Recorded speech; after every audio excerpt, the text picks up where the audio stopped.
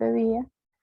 Y con respecto al riego sanguíneo, eh, o sea, en el miocardio, o sea, el tejido del músculo cardíaco es el que va a recibir la sangre de dos vasos de pequeño calibre, que son las famosas arterias coronarias. Una que es derecha, que es esta, y la otra que es la coronaria izquierda. Estos dos pasos que mencionamos acá son bien importantes porque nacen detrás de las orejuelas de las válvulas sigmoides aórticas, o sea, porque nace desde el gran vaso de la aorta. Y los dos ventrículos reciben la sangre de las ramas de estas arterias y cada aurícula es la que recibe sangre solo de una pequeña rama de la arteria correspondiente. Entonces, el riego sanguíneo más abundante llega al miocardio, o sea, al músculo del corazón externamente, llega también del ventrículo izquierdo y pues eso hace que se explique mejor porque el ventrículo izquierdo hace la mayor parte de trabajo, de modo que siempre es necesario que reciba más oxígeno y recibe más nutrientes. Otra de las cosas que se vuelve bastante importante en el riego sanguíneo del corazón es que hay muy pocas anastomosis, o sea que hay muy pocas uniones. Cuando se dice anastomosis es que hay muy pocas uniones de diversas arterias. Entonces, al haber muy pocas anastomosis entre las ramas de más grueso calibre de esas arterias coronarias, porque solo ramifican, entonces permite que existan otros caminos secundarios por los que puede cursar esa sangre arterial y la sangre principal no se obstruye. Entonces, les dije que la anastomosis entonces es la comunicación entre dos o más arterias, ¿verdad? Entre dos o más arterias, entre dos o más vasos. Entonces, la escasez de esas anastomosis entre arterias coronarias de grueso calibre finalmente pueden resultar una amenaza tan grande para la vida de las personas. Pueden finalmente formar coágulos sanguíneos y obstruir alguna rama de grueso calibre de esas arterias coronarias. A algunas de las células pues va a llegar esa sangre escasa o nula y se va a tornar isquémica, o sea, se va a tornar como obstruida. Y isquémica quiere decir que muerta, ser como células muertas. Y terminar en un infarto miocárdico, que es lo que es el final prácticamente, ¿verdad? Pero eso depende también del estado de los pacientes, puede depender de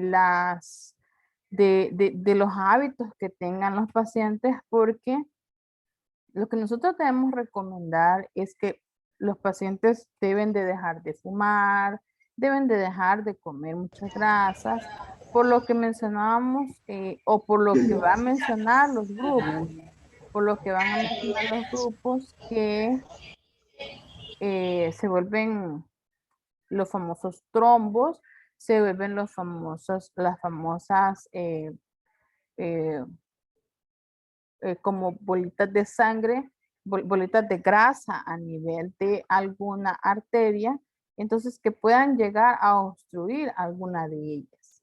La famosa aterosclerosis, ¿verdad? Que es importante que no llegara a ninguna de estas obstrucciones a estas arterias. Entre más grasa comamos, esto amarillo que ustedes ven acá, esto es la grasa que se puede ir acumulando y esto es la grasa que puede ir o tratando de obstaculizar o tratando de estrechar más estas ramas de las arterias coronarias y que pueden llegar a terminar en un infarto.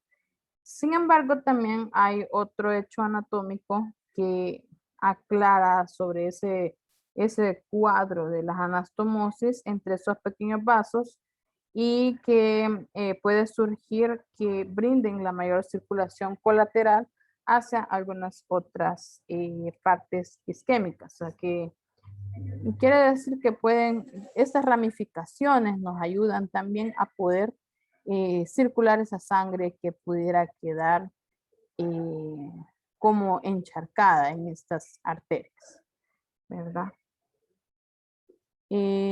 Lo del ciclo cardíaco, entonces hablando del ciclo cardíaco, vamos a hablar de la famosa sístole y de la famosa diástole. Entonces, un ciclo cardíaco completo consta de sístole, que prácticamente es la contracción, y de la diástole, que la diástole es la relajación. Entonces, en ambas aurículas sucede esto. Y en ambos ventrículos sucede también lo mismo. Sucede la sístole y sucede la diástole.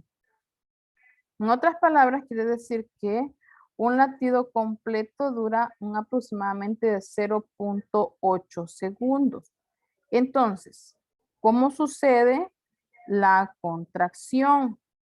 La contracción sucede en las aurículas, ¿verdad? En las aurículas. Sabemos que estas dos son las aurículas, ¿verdad? Entonces, en la contracción, que es la sístole, digamos que es esta, porque es esta la sístole, entonces se contraen, o sea, se llenan esas aurículas, entonces se contrae, trae la sangre. Entonces, se contrae simultáneamente ambas, ¿verdad? Porque dijimos que esto es un movimiento constante. Ok. Entonces, si es un movimiento constante,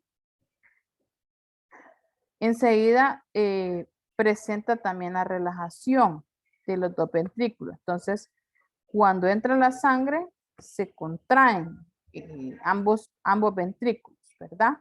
Se contraen. Entonces, esto a la contracción de la entrada de la sangre se le llama sístole. Y a la salida, que es cuando se relajan nuevamente, ¿verdad? Cuando vuelven a abrir, entonces se abren la válvula tricúspide y la mitral y la saca la sangre, entonces en ese momento se relaja, entonces automáticamente se relajan los ventrículos y comienza a salir. ¿Va? Entonces aquí es cuando vuelve a llenar acá, entonces cuando hay una relajación, o sea que los espacios se vuelven a ensanchar. Aquí se hacen más pequeños y aquí se hacen como más grandes los espacios. Entonces, esta es la contracción, esta parte, cuando entra la sangre, cuando quiere decir que la saca, y cuando entra, ¿verdad? Que es una relajación, se le llama diástole.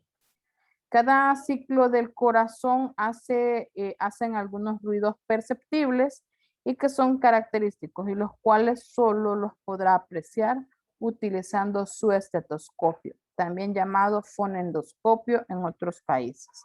El primer ruido cardíaco o el sistólico, ¿verdad?